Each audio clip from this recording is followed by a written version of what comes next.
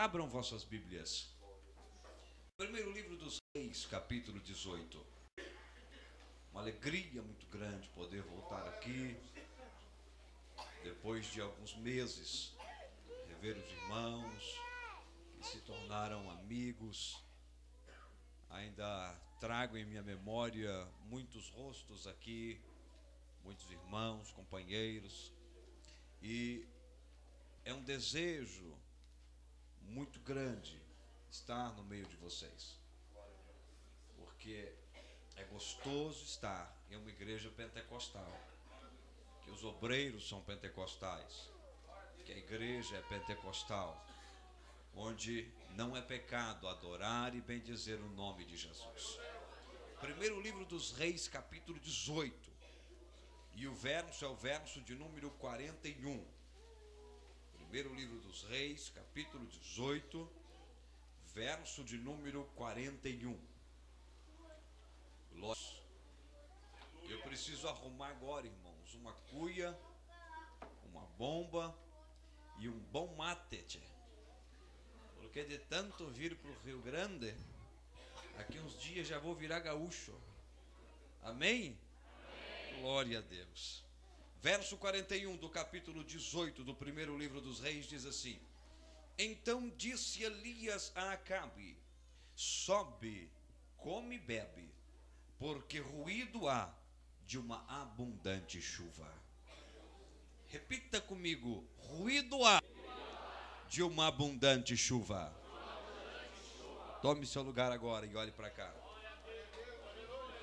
Desde que eu entrei, que eu cheguei lá fora, eu já pude ouvir dentro deste templo um ruído de muitas águas, um ruído de uma abundante chuva que está para chegar sobre este lugar.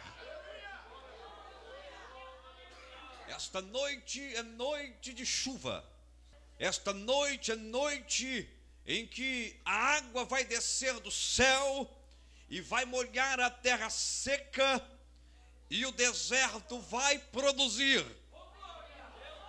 Noite de Deus mudar histórias, noite de Deus mudar vidas, noite de Deus fazer vales de Baca mananciais de água viva. Aleluia! Abundante chuva, um ruído de uma abundante chuva. Mas vamos voltar um pouco ao tempo.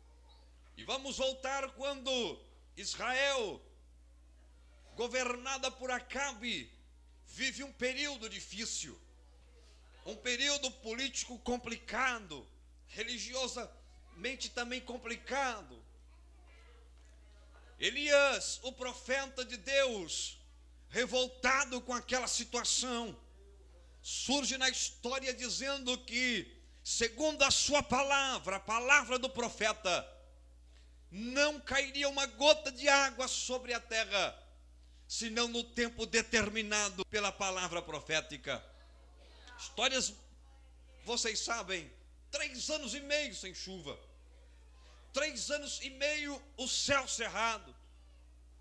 Depois de 3 anos e meio, Deus manda que Elias se apresente a Acabe.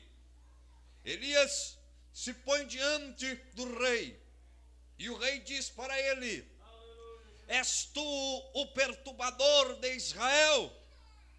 Elias olha para o rei Acabe e diz para ele: Eu não sou perturbador coisa nenhuma, sou sim anunciador da verdade.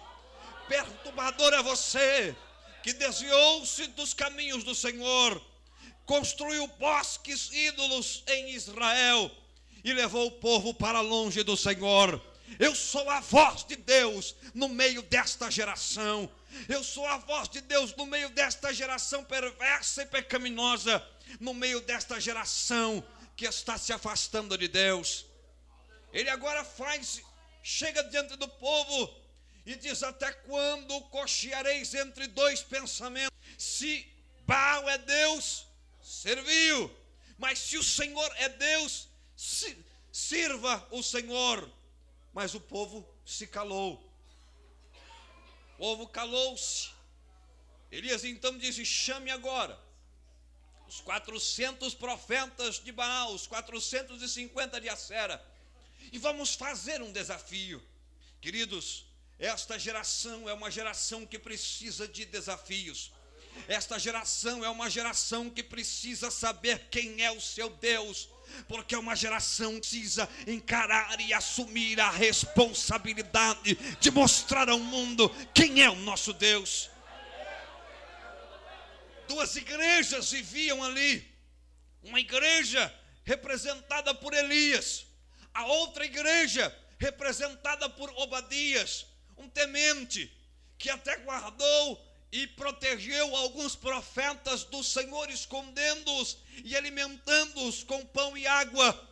Mas era uma igreja que vivia de mãos dadas com Acabe, que vivia de mãos dadas com aquela situação política do momento.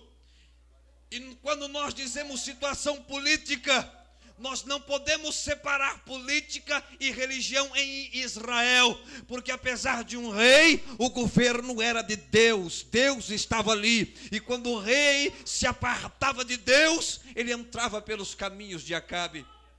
Agora, se o profeta havia dito que não haveria chuva, Obadias, como servo do Senhor, deveria estar na palavra de Deus.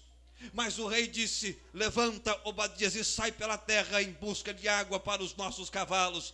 Ele deveria virar para o rei e dizer: olha, Acabe, não adianta nós ficarmos batendo cabeça, porque Deus decretou a sentença, Deus disse que não cairia chuva, não adianta, arrependa-te, Acabe, para que o céu se abra e desça. Mas ele não fez isso.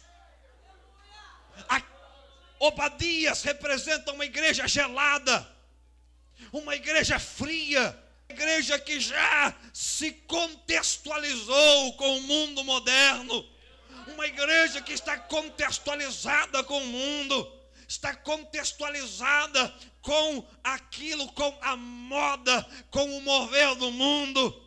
Está tão contextualizada que o que dita as regras não é mais a igreja, a cultura não é mais a cultura eclesiástica, mas é a cultura do mundo que diz como os crentes devem viver. Olhe para cá, a igreja é como Elias, ela é contra a igreja, ela é contra a cultura.